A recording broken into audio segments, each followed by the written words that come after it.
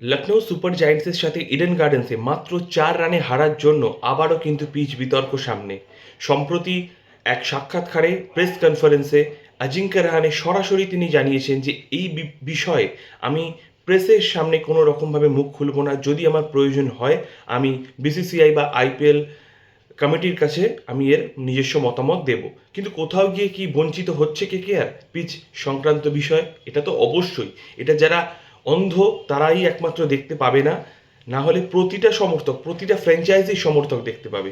কারণ প্রতিটা ফ্র্যাঞ্চাইজি তাদের পছন্দ মতো স্পিন সহায়ক হোক বা পেস সহায়ক উইকেট পাচ্ছে, এবং আমরা বারংবার স্পিন সহায়ক উইকেট চেয়েও আমাদেরকে ধরিয়ে দেওয়া হচ্ছে একটা পাটা পিচ, একটা একদম হার্ড সারফেস যেখানে রানের ফুলঝুরি উঠবে। আমরা কেন বরুণ চক্রবর্তী, সুনীল নারিন, মঈন আলী এবং অনুকূল সুধাকর রয়, আমাদের এত স্পিনিং অ্যাটাক থাকা সত্ত্বেও আমরা কেন তাদেরকে ব্যবহার করতে পারবো না? এটা তো খুব বড় একটা প্রশ্ন, এবং নাইট ফ্যান্সদের মধ্যে এই প্রশ্নটা তো আসা স্বাভাবিক।